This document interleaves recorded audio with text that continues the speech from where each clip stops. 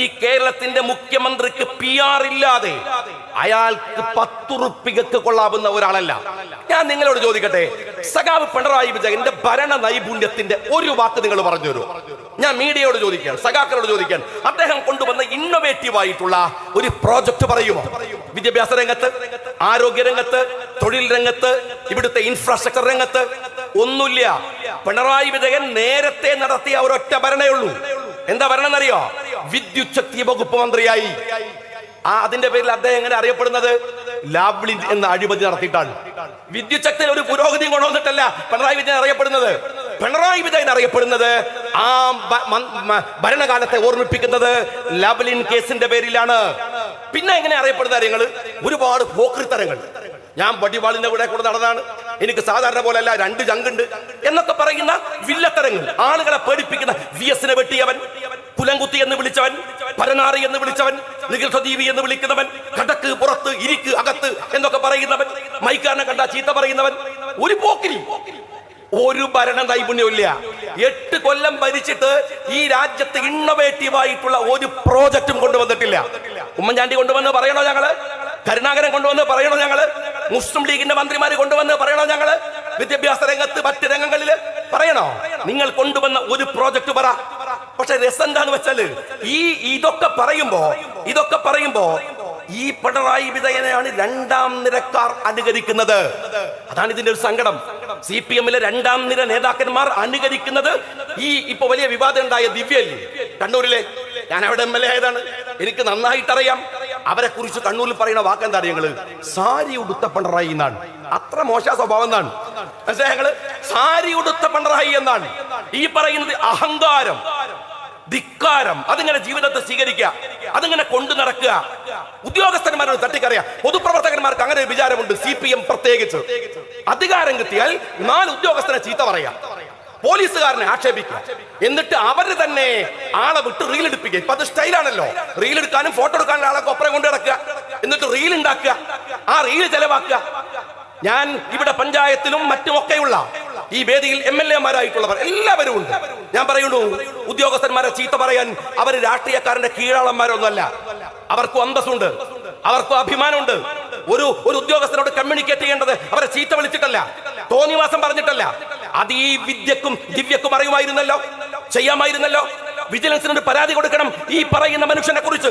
കൊടുക്കാമായിരുന്നില്ല നബീനെ കുറിച്ച്. അങ്ങനെ കൊടുക്കാത്തതെന്തേ? വിജിലൻസിന്റെ മന്ത്രി പിണറായി വിജയനാണ്, അതിനേക്കാൾ വലിയ കള്ളനാണ് അന്ന് അറിയുന്നത് കൊണ്ടാണോ കൊടുക്കാതിരുന്നത്? അതാണോ കൊടുക്കാതിരുന്നത്? എന്തേ കൊടുത്തില്ല? എന്നിട്ട് മനുഷ്യനെ ചീത്ത വിളിക്കുക. രാഷ്ട്രീയക്കാരുടെ കീഴാളന്മാരൊന്നുമല്ല ഇവിടുത്തെ പോലീസും ഇവിടുത്തെ ഉദ്യോഗസ്ഥന്മാരും. അത് പൊതുപ്രവർത്തനത്തിന്റെ മര്യാദയുമല്ല. ഉദ്യോഗസ്ഥന്മാരിൽ മോശക്കാരുണ്ട്, രാഷ്ട്രീയക്കാരിലും വളരെ മോശക്കാരുണ്ട്, പോലീസിൽ മോശക്കാരുണ്ട്. പക്ഷെ മോശക്കാരോട് മോശമായി പെരുമാറുകയല്ല ഒരു പൊതുപ്രവർത്തകൻ ചെയ്യേണ്ടത് എന്ന് ദിവ്യ ഒരു പക്ഷേ ഇതിന്റെ ഭാഗമായി നമ്മളെ പഠിപ്പിക്കുകയാണ്. നിങ്ങൾ മനസ്സിലാക്കണം, ഈ സഖാക്കൾ ഉണ്ടല്ലോ, ഈ പറയുന്ന നവീൻ ഒരു ദുർബല ഹൃദയനാണ്, പാവമാണ്, സാധുവാണ്. എന്നാൽ ആത്മധൈര്യമുള്ളത് കൊണ്ട് മാത്രം, അതല്ലെങ്കിൽ മനക്കരുത്തുള്ളത് കൊണ്ട് മാത്രം, തൊലിക്കട്ടിയുള്ളത് കൊണ്ട് മാത്രം ആത്മഹത്യ ചെയ്യാത്ത എത്ര പോലീസുകാരെ നിങ്ങൾക്ക് മനസ്സിലാവും രാജ്യത്ത്? എത്ര ഉദ്യോഗസ്ഥർ? അത്രമേൽ ഈ 8 കൊല്ലം ഇവരൊക്കെ വിളിച്ച ചീത്തക്ക് കണക്കുണ്ടാവില്ല. ഞാൻ ദിവ്യയോട് ചോദിക്കട്ടെ, വലിയ അഴിമതിക്കെതിരെ പറഞ്ഞു എന്നാണല്ലോ നിങ്ങളുടെ വർത്തമാനം. സ്വന്തം പാർട്ടിയിലെ അഴിമതിക്കെതിരെ ഖമ എന്നൊരു വാക്ക് പറഞ്ഞിരുന്നോ? നിങ്ങളുടെ മുഖ്യമന്ത്രിയെ കുറിച്ച് നാട് മുഴുവൻ പറയാൻ, മുഖ്യമന്ത്രിയുടെ മകളെ കുറിച്ച് നാട് മുഴുവൻ പറയാൻ, കണ്ണൂരിലെ CPM നേതാക്കന്മാരെ കുറിച്ച് നാട് മുഴുവൻ പറയാൻ EP തൊട്ടടുത്തുണ്ട്. ഒരു വാക്ക് പറഞ്ഞോ? അവരെ കുറിച്ചില്ലല്ലോ. ഉദ്യോഗസ്ഥന്മാർ മാത്രം നടത്തിയാലേ അഴിമതിയാവൂ? മുഖ്യമന്ത്രി നടത്തിയാൽ അഴിമതിയാവില്ലേ? രാജ്യത്തിലെ പാർട്ടിക്കാരൻ നടത്തിയാൽ, സ്വന്തം പാർട്ടിയിൽ തെറ്റ് കണ്ടാലും അത് പറയാൻ കഴിയണം, അത് പറയണം. എന്നിട്ട് മതി മറ്റുള്ളവന്റെ മേക്കെട്ട് കയറാൻ. ദിവ്യ ഓർക്കേണ്ടതാണ്. ഇനി ഇപ്പോ ഞാൻ ചോദിക്കട്ടെ, ദിവ്യക്കെതിരെ നടപടിയെടുക്കാൻ ഒറ്റ കാരണമേ ഉള്ളൂ. CPM-ന്റെ മനസ്താവല്ല, ഉപതെരഞ്ഞെടുപ്പ് വരികയാണ്, അതിന്റെ ഭയമാണ്. അതുകൊണ്ട് മാത്രമാണ്. ഇത് മതിയോ? ജില്ലാ പഞ്ചായത്ത് പ്രസിഡന്റ് സ്ഥാനം രാജിവെച്ചു. ഈ സ്റ്റേജിൽ ഒരു കൊട്ട ജില്ലാ പഞ്ചായത്ത് മുൻ പ്രസിഡന്റുമാരുണ്ട്. അറിയാങ്ങള്, ഇത് ഭയങ്കര സംഭവമാണല്ലോ. നിങ്ങൾ എന്താ വിചാരിച്ചത്? കണ്ണൂരിലെ മുഖ്യമന്ത്രി സ്ഥാനം രാജിവെച്ച മാതിരിയാണ്. കണ്ണൂരിന് വേറൊരു മുഖ്യമന്ത്രി ഉണ്ട്, അത് ഞാനാണ് എന്നുള്ള നിലക്കാണ് ഈ പറയുന്ന സ്ത്രീ നടന്നിരുന്നത്. ജില്ലാ പഞ്ചായത്ത് പ്രസിഡന്റ് സ്ഥാനം രാജിവെച്ചാൽ ഈ മരിച്ചുപോയ സാധു മനുഷ്യൻ അയാളോട് ചെയ്ത തെറ്റ് തീരുമോ? തീരില്ലെന്ന് മാത്രമല്ല, അവരെ അറസ്റ്റ് ചെയ്ത് ജയിലിൽ അടക്കണം. ഞാൻ ഇവിടുത്തെ സഹോദരന്മാരോട് പറയട്ടെ, സോഷ്യൽ മീഡിയ ഒക്കെ കൈകാര്യം ചെയ്യുന്നവരോട്, നിങ്ങൾ ശ്രദ്ധിക്കേണ്ട ഒരു കാര്യമുണ്ട്. ഈ നവീൻ മരിച്ചപ്പോ എന്താ ഈ സൈബർ ഗുണ്ടകളുണ്ടല്ലോ CPM-ന്റെ, അവർ മരിച്ച ഉടനെ രാവിലത്തെ സ്റ്റേറ്റ്മെന്റ് ആണ്. എന്താ കുഴപ്പം? ഇതെങ്ങാനും എന്താണ് പെട്രോൾ ബങ്കിന്റെ ഉടമയാണ് മരിച്ചതെങ്കിലോ ക്യാപ്സ്യൂൾ വരികയാണ്. എടോ സഖാബെ, സാജ മരിച്ചപ്പോ നിങ്ങൾ എന്താ പറഞ്ഞത്? സാജ മരിച്ചപ്പോഴും നിങ്ങൾ എന്താ പറഞ്ഞത്? സാജ മരിച്ചപ്പോ CPM പ്രതി, ഈ ഉദ്യോഗസ്ഥൻ മരിച്ചപ്പോ അവിടെയും CPM. വെറുതെ ന്യായീകരിക്കുക. സത്യം പറഞ്ഞിട്ടല്ല, അണികൾ എന്ന് പറഞ്ഞ നിങ്ങളൊന്നല്ല, അണികൾ CPM-ന്റെതാണ്. എന്ത് തോന്നിയാസം ചെയ്താലും ന്യായീകരിക്കാൻ വരുന്ന ഇതുപോലെ ഒരു വിഭാഗം, ഉളുപ്പില്ലാത്തൊരു വിഭാഗം. നിങ്ങൾ ഹിന്ദുവിൽ മുഖ്യമന്ത്രിയുടെ സ്റ്റേറ്റ്മെന്റ് വന്നപ്പോ രാവിലെ ബാലം പറയാ, ഏത് AK ബാലം, ബാറുള്ളൊരു പോട്ടെ, എന്താ അതിൽ കുഴപ്പം? മലപ്പുറം എന്ന് കണക്കല്ലേ പറഞ്ഞത്. ഉച്ചക്ക് മുഖ്യമന്ത്രി തിരുത്തി. അപ്പൊ പറയണം, കണ്ടില്ലേ തിരുത്തിയത്? നിങ്ങൾ കാണുന്നില്ലേ? എടോ, എന്തൊരു ഊളകളാണ് നിങ്ങൾ. ഞാൻ അറിയാഞ്ഞിട്ട് ചോദിക്കാൻ, ഇങ്ങനെ നേതാക്കന്മാരെ ന്യായീകരിക്കാൻ ഒരു മടിയും ഒരു ഉളുപ്പില്ലാത്ത കുറെ ആളുകൾ. എത്ര നല്ല സഖാക്കളുണ്ട്, എത്ര നല്ല ഉദ്യോഗസ്ഥന്മാര്. ADGP വിനോദ്, ഇതാ നേതാക്കന്മാർക്കൊക്കെ അറിയാം, വാഹുക്കൊക്കെ ഇവിടെ ഇരിക്കുന്ന നേതാക്കന്മാർക്കൊക്കെ അറിയാം. ADGP വിനോദ് എത്ര മിടുക്കനായ പോലീസ് ഓഫീസറാണ്. അയാൾ കോൺഗ്രസ് അല്ലല്ലോ, UDF അനുഭാവി അല്ലല്ലോ.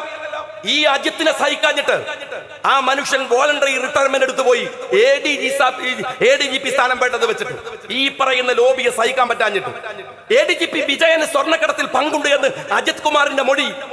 വിജയൻ എവിടെ നിൽക്കുന്നത്? ഏത് പോസ്റ്റിലാ വന്നത്? അജിത്തിന്റെ കൂടെയല്ല. എന്നിട്ട് അജിത്ത് പറയാണ് വിജയന് പങ്കുണ്ട്. ഇവിടെ അതിലും വലിയ രസം കാര്യങ്ങള്. ഗവർണർ, അതാണ് ഒരു കോമാളിയാണല്ലോ കേരളത്തിലെ ഗവർണർ എന്ന് പറയുന്നത്. അദ്ദേഹം ഇറങ്ങി പുറപ്പെട്ടിരിക്കുകയാണ്. അദ്ദേഹം പറയാണ് മലപ്പുറത്തെ കുറിച്ചുള്ള സ്റ്റേറ്റ്മെന്റ് ഗൗരവാണ്. ഇത് നല്ല തമാശയാണ്. ഇതെന്താ കാര്യം എന്ന് വെച്ചാല്, മുഖ്യമന്ത്രി കൃത്യമായി സാധനം ഇട്ടു കൊടുക്കുക, ഇയാൾ ഇതിൽ കൊത്തി വലിക്കുക, എന്നിട്ട് മുഖ്യമന്ത്രി ഇത് പറയാൻ ഗവർണർ ആര്? വെറുതെ പറയാണ്. പണ്ട് ഇവിടെ ഇരിക്കുന്ന കാർന്നോമാർക്കൊക്കെ പറഞ്ഞത്, നേതാക്കന്മാർക്ക് എനിക്കടക്കം അറിയാം, പുതിയ തലമുറയിലെ കുട്ടികൾക്ക് അറിയില്ല. ഈ ചക്കാട്ടുന്നിടത്ത് ചക്കാട്ടുന്നവനും അവന്റെ ഭാര്യയും തമ്മിലുള്ള തർക്കത്തെ കുറിച്ച് പറയാറുണ്ട്. ചക്കങ്ങനെ ആട്ടിക്കൊണ്ടിരിക്കുമ്പോ അതില് തോർത്തോട്ടത്തെ തുടച്ച് എണ്ണയൊക്കെ ഏകദേശം ആയി എന്ന് പറയുമ്പോ ഭാര്യയും ഭർത്താവും തമ്മിൽ തെറ്റുമ്പോ ഈ തോർത്ത് വെച്ചിട്ട് ഭാര്യന് ഏറാണ്. ആര്? ഭർത്താവ്.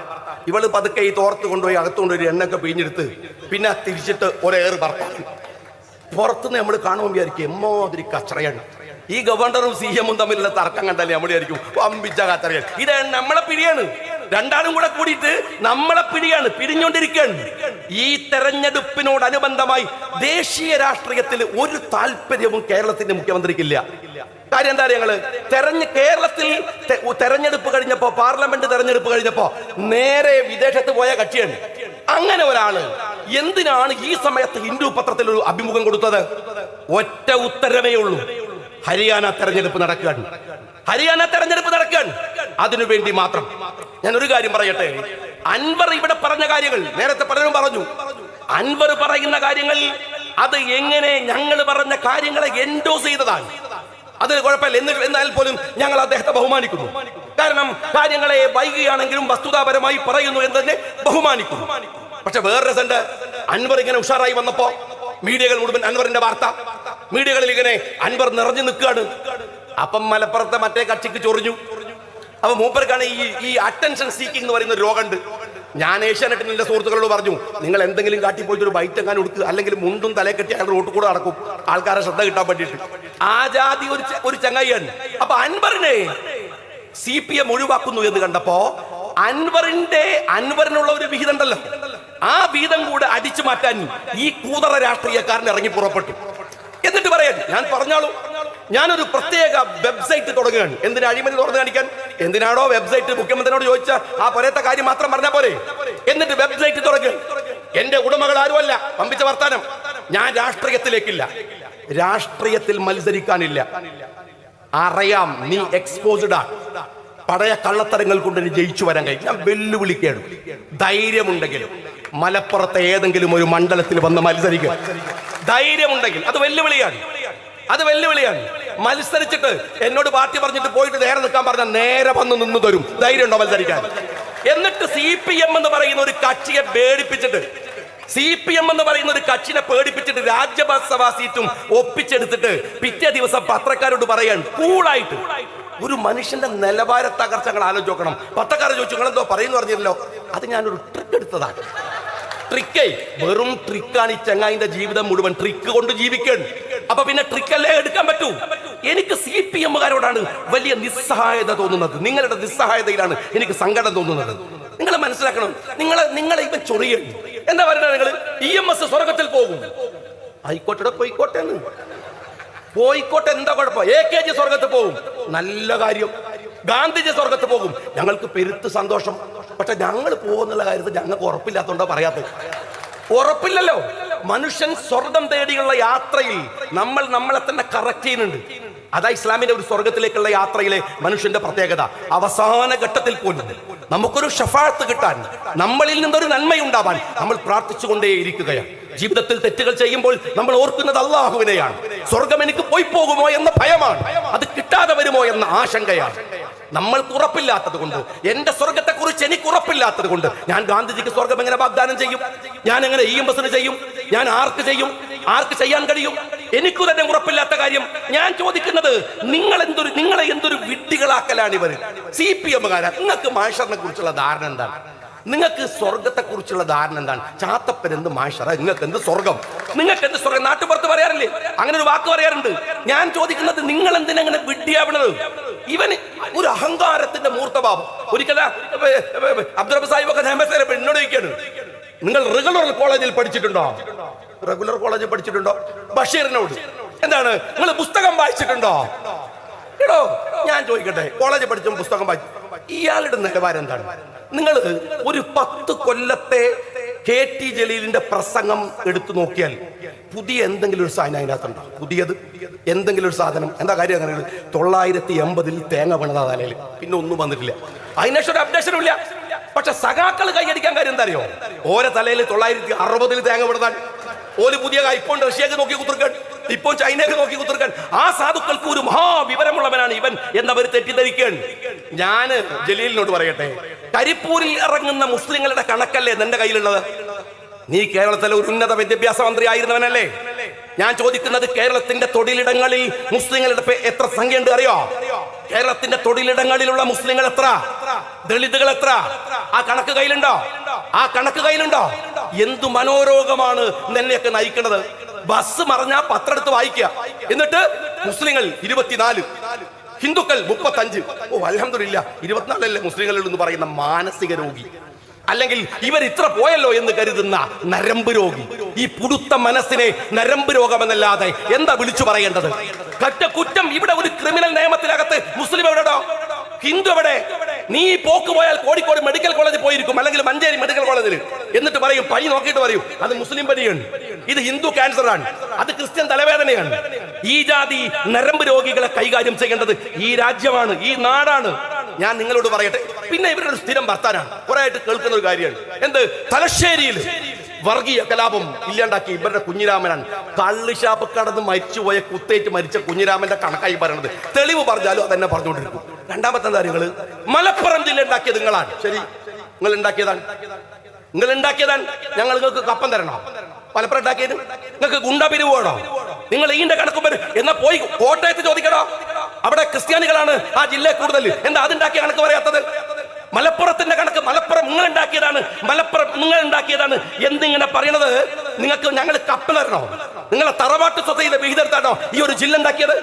എന്ത് വർത്തമാനമാണ് ഈ പറഞ്ഞുകൊണ്ടിരിക്കുന്നത്? നിങ്ങളോട് ഞാൻ സ്നേഹത്തോടെ ചോദിക്കട്ടെ, ഒരു കാര്യം ഉണ്ടല്ലോ, CH എന്ന് പറയുന്ന ഒരു മഹാമനുഷ്യൻ, ആ മനുഷ്യന്റെ ബുദ്ധിവൈഭവത്തെ കുറിച്ച് ആലോചിച്ചാലും പറഞ്ഞാലും മതിയാവൂല. എന്താ കാര്യം എന്നറിയോ? മലപ്പുറത്തിന്റെ ഹൃദയഭൂമിയിൽ അയാൾ ഒരു യൂണിവേഴ്സിറ്റി ഉണ്ടാക്കി, എന്നിട്ട് പേര് കാലിക്കറ്റ് യൂണിവേഴ്സിറ്റി എന്നിട്ടു. എന്താ കാര്യം എന്നറിയോ? ഇവനെ പോലത്തെ ഊളകൾ വരാൻ സാധ്യതയുണ്ട്. അവിടെ പഠിച്ചു വരുന്ന കുട്ടികൾ അത് ബാധിക്കുന്നു വിചാരിച്ചിട്ടാണ്. അവിടെ പഠിച്ചു അത്രമേൽ വർഗീയമാണ് ഇവരൊക്കെ എന്നതുകൊണ്ടാണ്, അത്രമേൽ വർഗീയപരമാകും എന്ന് വിചാരിച്ചത് കൊണ്ടാണ്. ഒരു കാര്യം നിങ്ങൾ മനസ്സിലാക്കിക്കോ, ഇന്ന് ലോകത്ത് ഇസ്രയേൽ ഗാസ എന്ന് പറയുന്ന പ്രദേശത്തെ ഐസൊലേറ്റ് ചെയ്യുന്നത് നമ്മൾ കാണുന്നുണ്ട്. കേന്ദ്രീകരിപ്പിച്ച് നിർത്തുകയാണ്, മാറ്റി നിർത്തുകയാണ്, എന്നിട്ട് ഭീകരമായി ആക്രമിക്കുകയാണ്. ആ ഇസ്രയേലിന്റെ അജണ്ടയോടുകൂടിയാണ് നിങ്ങൾ മലപ്പുറത്തെ കാണുന്നതെങ്കിൽ മലപ്പുറത്തെ അങ്ങ് മൂക്കിൽ വലിച്ചു കളയാമെന്ന തെറ്റിദ്ധാരണയൊന്നും നിങ്ങൾക്ക് ഉണ്ടാവരുത്. കാര്യം എന്താണെന്നറിയോ? നിങ്ങള് ബ്രിട്ടീഷുകാർ തകർത്തെറിഞ്ഞ ഈ നാടിനെ ഇതുപോലെ ഇങ്ങനെ എത്തിക്കാൻ ഈ പച്ചക്കൊടിക്ക് കഴിഞ്ഞിട്ടുണ്ടെങ്കിൽ ഓർത്തു വെച്ചോ നിങ്ങൾ, ഇതെവിടെ കൊണ്ടു 921 വിപ്ലവം മുതൽ RSSകാരന്റെ അജണ്ടയാണ് ഈ ജില്ലയിൽ മാപ്പിള ഹിന്ദുക്കൾക്ക് കുഴപ്പമാണ്, പ്രശ്നമാണ് എന്നൊക്കെ പറയൽ അതിനെ ഒരു തലമുറ അതിജീവിച്ചതാണ്. പാണക്കാട്ടെ തങ്ങന്മാർക്ക് എന്താ പണി എന്ന് ചോദിക്കണില്ലേ? അവരെന്താ ചെയ്യുന്നത് എന്ന് ചോദിക്കുന്നില്ലേ? അവർ ഈ നാട്ടിന്റെ സൗഹൃദത്തിന്റെ കാവൽക്കാരാണ്. അവർ കാവലിരിക്കുകയാണ്. അവർ ഈ രാജ്യത്തിലെ കാത്തിരിപ്പുകാരാണ്. കാര്യമെന്ത്? അവർക്ക് ഈ സൗഹൃദത്തിൽ വലിയ പങ്കാളിത്തമുണ്ട്. ഈ മലപ്പുറത്ത് ജനസംഖ്യ വർദ്ധിച്ചത് എന്താണെന്ന് അറിയുമോ? ഇവിടുത്തെ സ്ത്രീകൾ പെറ്റിട്ട് മാത്രമല്ല, മലപ്പുറത്തേക്ക് വന്നവൻ ഇവിടെ വന്നിറങ്ങും. വേറെ ജില്ലയിൽ നിന്ന് വരികയാണ്, സ്ഥലമാറ്റം കിട്ടിയിട്ട്. ചങ്കുവെട്ടിയാണ് ഇറങ്ങുമ്പോൾ തന്നെ പേര് ചങ്കുവെട്ടി എന്നാണ്. എന്നിട്ട് പേര് കാണുമ്പോൾ തന്നെ അവര് ബേജാറായി. അപ്പം വീട്ടിൽ നിന്ന് അമ്മ വിളിക്കാണ്, മോനെ എവിടെ എത്തി? ഞാൻ ഏകദേശം ഇവിടെ എത്തി. പിന്നെ വിളിക്ക, ഒച്ചട്ട് വർത്താനം പറയാൻ പേടിയാണ്. ആ സാധുവിന് അവസാനം റിട്ടയർമെന്റ് കിട്ടിയാൽ പോലും മലപ്പുറത്തൊന്നും പോണില്ല. ആ പറഞ്ഞ അമ്മയെ കൂട്ടി ഇവിടെ വരികയാണ്. മലപ്പുറത്ത് ജനസംഖ്യ വർദ്ധിച്ചത് ഈ നാട്ടിൽ വന്നവൻ പോകാതെ ഈ മണ്ണിൽ താമസിച്ചതിന്റെ പേരിലാണ്. ആ കാര്യത്തില് ഞാൻ ഒരൊറ്റ കാര്യം ചോദിക്കട്ടെ. ഈ മലപ്പുറത്തിന്റെ വളർച്ചയിൽ ഈ പറയുന്ന ഊളക്ക് കേരളത്തിലെ ഉന്നത വിദ്യാഭ്യാസ മന്ത്രിയായിരുന്നിട്ടും ഒരു ഉറുപ്പികയുടെ ആനുകൂല്യം അല്ലെങ്കിൽ നന്മ ചെയ്തിട്ടുണ്ടോ? ഇല്ല. എന്നാൽ മലപ്പുറം ജില്ലാ പഞ്ചായത്ത് ഉണ്ടാക്കിയ വൃക്കരോഗികൾക്കുള്ള കാരുണ്യത്തിന്റെ നിറവിനെ തകർത്തു കളഞ്ഞതിവനാണ്. അറിയോങ്ങള്, തകർത്തു കളഞ്ഞതിവനാണ്. അത് അവിടെ മാത്രല്ല, ഇവിടെ നിങ്ങൾ ആലോചിച്ച് നോക്ക്. ജമാഅത്തെ ഇസ്ലാമിയുമായിട്ട് അതിശക്തമായ വിയോജിപ്പുകൾ ലീഗിനുണ്ട്. രണ്ട് സംഘടനയാണ്. ഞാൻ അതിനെ വിമർശിച്ചുകൊണ്ട് ഒരുപാട് പ്രസംഗിച്ചിട്ടുണ്ട്. ഞാൻ പ്രസംഗിക്കുന്നത് ജമാഅത്തിന്റെ ആനുകൂല്യങ്ങളൊക്കെ പറ്റിയതിനു ശേഷമല്ല. അവരുടെ കോളേജിൽ പഠിക്കുമ്പോൾ അവർക്കെതിരെ അതവർക്കറിയാം. എത്രയോ എഴുതിയിട്ടുണ്ട്, എത്രയോ വിയോജിപ്പുകൾ ഇപ്പോഴും നിൽക്കുന്നുണ്ട്. പക്ഷേ അവരുമായി സൗഹൃദങ്ങളുണ്ട്, രാഷ്ട്രീയമായ സൗഹൃദങ്ങളുണ്ട്. അവരുടെ കൂടെ അവരുമായി സംവാദങ്ങളുണ്ട് എന്ന് വെച്ച് അവരുടെ എതിർപ്പ് അവസാനിച്ചോ? അവരുമായി ഏതെങ്കിലും തരത്തിലുള്ള രാഷ്ട്രീയ ബന്ധങ്ങൾ ഉണ്ടാക്കിയോ? കൊടുക്കൽ വാങ്ങലുകൾ ഉണ്ടാക്കിയോ? രാഷ്ട്രീയ സൗഹൃദങ്ങൾ. പക്ഷെ ഞാൻ ചോദിക്കട്ടെ, വിയോജിപ്പുകൾ അതിന്റെ മൂർധന്യത്തിൽ നിൽക്കുമ്പോഴും ഞങ്ങൾ അവരെ എതിർക്കേണ്ട രീതിയെ കുറിച്ചുള്ള കാഴ്ചപ്പാടുണ്ട്. അത് ഡിബേറ്റാണ്, അത് തർക്കമാണ്. അല്ലാതെ മീഡിയ ബണ്ട് നിരോധിക്കണമെന്ന് കേന്ദ്ര BJP-കാരന് കത്തെഴുതുന്ന വിഷത്തിന്റെ പണി KT ജലീൽ അല്ലാതെ ഇവിടുത്തെ ഒരു മനുഷ്യൻ ചെയ്യില്ല. നിങ്ങൾ ഓർത്തു നോക്കണം, ജമാഅത്തെ ഇസ്ലാമിയുടെ ആനുകൂല്യങ്ങളിൽ വളർന്നു വന്ന് ആ ആനുകൂല്യം പറ്റിയവനല്ല ഞങ്ങളൊന്നും, അത് വാങ്ങിയവരല്ല ഞങ്ങളൊന്നും. അതിൽ വളർന്നു എന്നിട്ട് ആ മീഡിയ വൺ അവർക്കെതിരെ വസ്തുതാപരമായി എന്തോ എഴുതിയപ്പോ അത് നിരോധിക്കണമെന്ന് പറഞ്ഞ് കേന്ദ്രത്തിന് കത്തെഴുതുക. എന്തൊരു അശ്ലീലമാണിത്! എന്തുമാത്രം മോശപ്പെട്ട കൂതറ ഏർപ്പാടാണെന്ന് ഇയാളൊന്ന് മനസ്സിലാക്കുന്നത് നല്ലതാണ്. ഇതാ പലരും പറഞ്ഞു, ഇതാ ഇവിടെ ഒരു ചർച്ചുണ്ട്. ഞാൻ പറയാണ്, ഈ ചർച്ച് വന്നതിന്റെ ചരിത്രം പറഞ്ഞു. ആ ചർച്ച് ഡോക്ടർ അബൂബക്കർ ഇവിടെ ചെയർമാൻ ആയിരിക്കുമ്പോഴാണ് അവിടെ ഒരു മുനിസിപ്പൽ പ്രൊജക്ട് കൊണ്ടുവരാൻ ശ്രമിച്ചതാണ്. അവർ പ്രക്ഷോഭത്തിന് ഇരിക്കുമെന്ന് പറഞ്ഞു, ഞങ്ങൾക്ക് പള്ളി ഉണ്ടാക്കണം. നേരെ പോയത് പൂക്കോയ തങ്ങളുടെ അടുത്താണ്. പൂക്കോയ തങ്ങൾ പറഞ്ഞു, അന്ന് അബൂബക്കറിനെ വിളിച്ചിട്ട് അബൂബക്കർ സാഹിബിനെ വിളിച്ച്, അല്ല അവിടെ പള്ളി വരണം. ഇതൊരു ആനുകൂല്യമൊന്നല്ല, ഒരു സൂക്ഷ്മതയാണ്. പാണക്കാട്ടെ കുടുംബം കാണിക്കുന്ന സൂക്ഷ്മതയാണ്. ലീഗ് രാഷ്ട്രീയം മലപ്പുറത്ത് കാണിക്കുന്ന സൂക്ഷ്മതയാണ്. ഗാന്ധിജി സ്വർഗത്തിൽ പോവോ, AKG സ്വർഗത്തിൽ പോകുമെന്ന് തെരഞ്ഞു നടക്കുന്ന ജലീലെ, മലപ്പുറത്തെ വല്യങ്ങാടിയിലെ പള്ളിയിൽ അന്ത്യവിശ്രമം കൊള്ളുന്ന 44 ശുഹദാക്കളിൽ ഒരാളുടെ പേര് വേലുക്കുട്ടി തട്ടാൻ എന്നാണ്. അറിയോ നിനക്ക്? ചരിത്രം അറിയാ? മലപ്പുറത്തെ പള്ളിയില് അന്ത്യവിശ്രമം കൊള്ളുന്ന 44 ശുഹദാക്കളിൽ ആ പള്ളി തകർക്കാൻ വന്നവരെ പ്രതിരോധിച്ചു മരിച്ചുപോയ 44 ശുഹദാക്കളിൽ വേലുക്കുട്ടി തട്ടാനുണ്ട്. ഒരുപാട് പോക്രിത്തരങ്ങൾ. ഞാൻ വടിവാളിന്റെ കൂടെ നടന്നാണ്, എനിക്ക് സാധാരണ പോലെയല്ല 2 ചങ്കുണ്ട് എന്നൊക്കെ പറയുന്ന വില്ലത്തരങ്ങൾ, ആളുകളെ പേടിപ്പിക്കുന്ന VS-നെ വെട്ടിയവൻ, പുലങ്കുത്തി എന്ന് വിളിച്ചവൻ, പരനാറി എന്ന് വിളിച്ചവൻ, നികൃഷ്ടജീവി എന്ന് വിളിക്കുന്നവൻ, കടക്ക് പുറത്ത് ഇരിക്ക് അകത്ത് എന്നൊക്കെ പറയുന്നവൻ, മൈക്കാരനെ കണ്ട ചീത്ത പറയുന്നവൻ, ഒരു പോക്കിരി. ഒരു ഭരണ നൈപുണ്യമില്ല. 8 കൊല്ലം ഭരിച്ചിട്ട് ഈ രാജ്യത്ത് ഇന്നോവേറ്റീവ് ആയിട്ടുള്ള ഒരു പ്രോജക്റ്റും കൊണ്ടുവന്നിട്ടില്ല. ഉമ്മൻചാണ്ടി കൊണ്ടുവന്ന് പറയണോ ഞങ്ങള്? കരുണാകരൻ കൊണ്ടുവന്ന് പറയണോ ഞങ്ങള്? മുസ്ലിം ലീഗിന്റെ മന്ത്രിമാര് കൊണ്ടുവന്ന് പറയണോ ഞങ്ങള്? വിദ്യാഭ്യാസ രംഗത്ത് മറ്റ് രംഗങ്ങളിൽ പറയണോ? നിങ്ങൾ കൊണ്ടുവന്ന ഒരു പ്രോജക്റ്റ് പറ. പക്ഷെ രസം എന്താന്ന് വെച്ചാല് ഇതൊക്കെ പറയുമ്പോ ഈ പിണറായി വിജയനെയാണ് 2ാം നിരക്കാർ അനുകരിക്കുന്നത്. ആദരണീയനായ അബ്ബാസ് അലി ശിഹാബ് തങ്ങൾ, പ്രിയപ്പെട്ട ഹമീദ് ഖാൻ, ഒരുപക്ഷെ ഈ സമ്മേളനത്തിൽ ഇതിൻ്റെ താല്പര്യത്തെക്കുറിച്ചൊരു വാക്കും പറയേണ്ടത് ആവശ്യമില്ലാത്തവണ്ണം സയ്യിദ് സാദിഖ് അലി ശിഹാബ് തങ്ങളുടെ വളരെ പ്രൗഢമായ ഒരു പ്രസംഗം കൊണ്ടും ഈ വേദി ധന്യമാണ്. ഉപതെരഞ്ഞെടുപ്പിൻ്റെ മുമ്പിലാണ് കേരള രാഷ്ട്രീയം നിൽക്കുന്നത്. കഴിഞ്ഞ 8 വർഷക്കാലം കേരളത്തിൻ്റെ ചരിത്രം എഴുതിയാൽ കേരളത്തിൻ്റെ കറുത്ത വർഷങ്ങളെന്ന്, ബ്ലാക്ക് ഇയേഴ്സ് എന്ന് പറയാവുന്ന തരത്തിൽ ഭരിച്ചു കഴിഞ്ഞുപോയ ഒരു നാടാണിത്. അത് ഭരണകൂടത്തിൻ്റെ മാത്രം പ്രശ്നം ആയിരുന്നില്ല. ഈ 8 വർഷക്കാലം മലയാളി അഭിമുഖീകരിച്ച ഒരുപാട് ദുരന്തങ്ങളുണ്ട്. മഹാപ്രളയങ്ങൾ വന്നു, നിപ്പ വന്നു, കോവിഡിൻ്റെ ദുരന്തങ്ങൾ വന്നു. അവസാനം ഒലിച്ചിറങ്ങി ആയിരങ്ങൾ മരിച്ചുപോയ വയനാട്ടിലെ ദുരന്തമടക്കമുണ്ടായി. 8 വർഷക്കാലം ഭീതിതമാം വണ്ണമല്ലാതെ മലയാളിക്ക് ഓർക്കാനാവില്ല. ഒരിക്കൽ നിയമസഭയിൽ ബഹുമാന്യനായ മുഖ്യമന്ത്രിയുടെ മുമ്പിൽ ഞാൻ അദ്ദേഹത്തോട് തന്നെ പറഞ്ഞു, നിങ്ങളെക്കുറിച്ച് സോഷ്യൽ മീഡിയയിൽ ജൂനിയർ മാൻഡ്രാക്ക് എന്നാണ് വിളിക്കുന്നത്. പക്ഷേ ശരിക്ക് പരിശോധിച്ചാൽ അങ്ങ് ജൂനിയർ മാൻഡ്രാക്ക് അല്ല, സീനിയർ മാൻഡ്രാക്ക് ആണ് എന്ന് പറയേണ്ടി വന്നു. ചെറുപ്പക്കാർക്കൊക്കെ അറിയാം ഈ ജൂനിയർ മാൻഡ്രാക്ക് എന്താണെന്ന് എല്ലാവർക്കും അറിയാം. ഒരു മാൻഡ്രാക്കിന്റെ തല ഒരുത്തൻ കൊണ്ടുപോയി അവൻ ഉഴന്നു പോകുന്നതാണ്. പിന്നെ അവസാനം ഈ തല ആരെങ്കിലും സന്തോഷത്തോടു കൂടി സ്വീകരിച്ചാൽ മാത്രമാണ് അവൻ രക്ഷപ്പെടാൻ പറ്റും. കേരളത്തിന് ഇനി രക്ഷപ്പെടാൻ ഒറ്റ വഴിയുള്ളൂ. ഈ സീനിയർ മാൻഡ്രാക്കിനെ എന്തെങ്കിലും കാട്ടിയിട്ട് നാഗ്പൂരിൽ കൊണ്ടുപോയി സന്തോഷത്തോടെ വാങ്ങാൻ പറ്റിയാൽ ഒരുപക്ഷെ കേരളം അതുവഴി രക്ഷപ്പെട്ടു വരാൻ സാധ്യതയുണ്ട്. നമുക്ക് ഓർമ്മയുണ്ട്, ഇവിടെ രാഷ്ട്രീയപരമായ വിരോധങ്ങളൊക്കെ പലർ തമ്മിലുണ്ടാകും. EMSനോട് വിയോജിപ്പുണ്ടായിരുന്നല്ലോ കരുണാകരന്, നായനാരോട് വിയോജിപ്പുണ്ടായിരുന്നല്ലോ ആന്റണിക്ക്. പക്ഷെ ആ വിയോജിപ്പുകളൊക്കെ രാഷ്ട്രീയപരമായിട്ടാണ് തീർത്തിരുന്നത്. പക്ഷെ ഉമ്മൻചാണ്ടിയോട് നിങ്ങൾ ചെയ്ത പാതകമുണ്ടല്ലോ, ഇന്ന് ഈ നാട് അനുഭവിക്കുന്നതിൻ്റെയൊക്കെ മഹാദുരന്തങ്ങൾക്ക് അതൊരു കാരണമാവാം.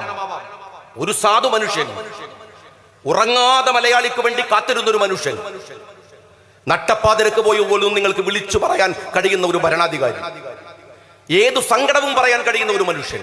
വിയോജിപ്പുകൾ ഉണ്ടാവാം, ഏതെല്ലാം തരത്തിൽ അയാളെ നമുക്ക് എതിർക്കാമായിരുന്നു. പക്ഷേ കേരളത്തിന്റെ ഇന്നത്തെ മുഖ്യമന്ത്രിയുടെ പഴയ റെക്കോർഡുകൾ പരിശോധിക്കുന്ന നിങ്ങൾ, ഇത്രമേൽ മ്ലേച്ഛമായ പദപ്രയോഗങ്ങൾ കൊണ്ട്, ഇത്രമേൽ മ്ലേച്ഛമായ ആരോപണങ്ങൾ കൊണ്ട് ഒരു മുൻ മുഖ്യമന്ത്രിയെയും കേരളം എതിർത്തിട്ടുണ്ടാവില്ല. ആ ഉമ്മൻചാണ്ടിയെ അപമാനിച്ച് ഇറക്കി വിട്ടു. ഇപ്പൊ സ്ഥിതി എന്താണ്? 8 കൊല്ലത്തിലെ ചരിത്രം പരിശോധിക്കുന്ന നിങ്ങൾ, എന്തെല്ലാം അഴിമതികൾ ഓർത്തു വെക്കാൻ നമുക്ക് പറ്റുമോ? ആർക്കെങ്കിലും സാധിക്കുമോ? അഴിമതിയുടെ ഒരു കോമ്പല എന്ന് പറയാറില്ലേ, അതിങ്ങനെ വരികയാണ്. ലോകം മുഴുവൻ കോവിഡ് വന്നപ്പോൾ എല്ലാ രാജ്യങ്ങളും അത് പ്രതിരോധിക്കാൻ മെനക്കെട്ടു. ആ കോവിഡിന്റെ ദുരന്തത്തിനിടയിൽ കേരളം മെനക്കെട്ടത് അതിന്റെ മറവിൽ PP കിറ്റ് അടിച്ചു മാറ്റാനാണ്. നാട്ടിൽ പ്രളയം വന്നു. എങ്ങനെ പ്രളയത്തെ അതിജീവിക്കണമെന്ന് കരുതി ആളുകൾ ഇങ്ങനെ സർക്കാരിന് പൈസ കൊടുത്തോണ്ടിരിക്കുകയാണ്. സർക്കാർ CMRDF ഫണ്ട് അടിച്ചു മാറ്റി. കരിമണലിലെ അഴിമതിയെ കുറിച്ച് പത്രക്കാരൊക്കെ ബാക്ക് കൂടിക്കൊണ്ടിരിക്കുമ്പോ അത വരുന്നു, ഊരാലുങ്കലിന്റെ അഴിമതി വരുന്നു.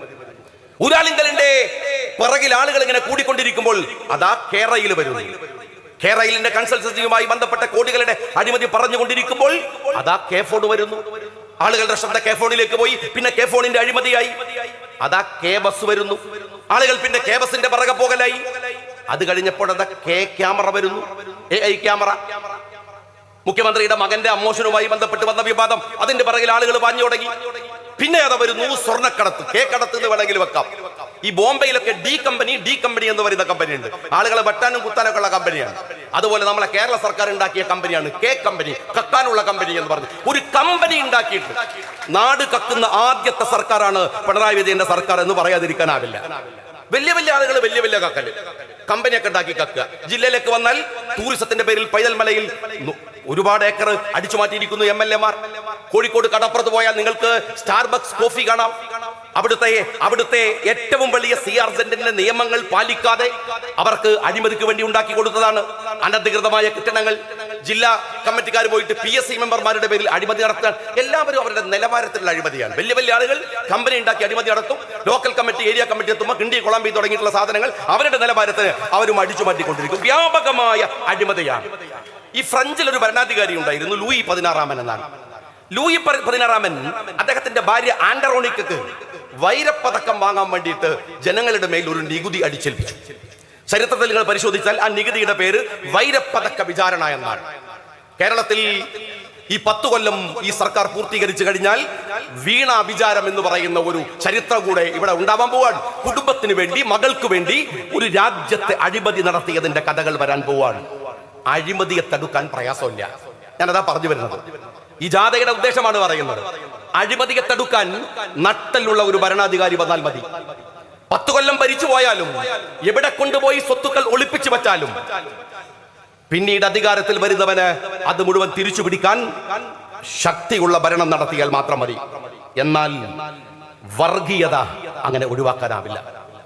അഴിമതി പോലെയല്ല. അഴിമതിയേക്കാൾ അപകടം വർഗീയതയാണ്. അഴിമതിയേക്കാൾ ഭീകരത വർഗീയതയാണ്. ആ വർഗീയതയെ അത്തരത്തിൽ നേരിടാൻ കഴിയണം. ഇവിടെ സംഭവിച്ച ഒരു കാര്യം എന്താണെന്ന് അറിയുമോ? അഴിമതിയും വർഗീയതയും കൈകോർക്കുന്ന മുഹൂർത്തമുണ്ടായി.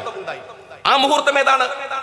RSSകാരൻ വളരെ സമർത്ഥമായി കേരളക്കരയിലേക്ക് കടന്നു കയറാനുള്ള ശ്രമങ്ങൾ നടത്തിയ, ഒരുപാട് ശ്രമങ്ങൾ നടത്തിയ ബഹുമാന്യനായ സലാം സാഹിബ് പാർട്ടി സെക്രട്ടറി പറഞ്ഞതുപോലെ നിരന്തരമായി നടത്തിയിട്ടുള്ള പരിശ്രമങ്ങൾ, ആ പരിശ്രമങ്ങൾ എവിടെയാണ്? ലാവ്ലിൻ കേസുമായി ബന്ധപ്പെട്ട് പിടിക്കുകയാണ്. നിങ്ങൾ മനസ്സിലാക്കേണ്ടത്, മലപ്പുറം ജില്ലയിലെ ഈ RSS വൽക്കരണത്തിന് വേണ്ടി പോലീസിൽ നടത്തിയ ശ്രമം മാത്രമല്ല, അജണ്ട മാത്രമല്ല, ശ്രീ എമ്മുമായി മുഖ്യമന്ത്രി ചർച്ച നടത്തിയിട്ടില്ലേ? തെളിവ് പുറത്തു വന്നതല്ലേ? ഞാൻ ചോദിക്കുന്നത്, ADGP അജിത് കുമാർ RSSന്റെ നേതാക്കന്മാരെ കണ്ടു എന്ന ആരോപണം ഉയർന്നു വന്നപ്പോൾ നിങ്ങൾ മനസ്സിലാക്കേണ്ടത്, ആ ആരോപണം ഉയരുമ്പോൾ കേരളത്തിന്റെ മുഖ്യമന്ത്രി RSSുമായി കണ്ടിട്ടില്ലേ? RSSനെ കണ്ടിട്ടില്ലേ? പിണറായി വിജയൻ RSSുമായി ചർച്ചക്കിരുന്നിട്ടില്ലേ? ഗോവിന്ദൻ ചർച്ചക്കിരുന്നിട്ടില്ലേ? EP ജയരാജൻ ചർച്ചക്കിരുന്നിട്ടില്ലേ? കോടിയേരി ചർച്ചക്കിരുന്നിട്ടില്ലേ?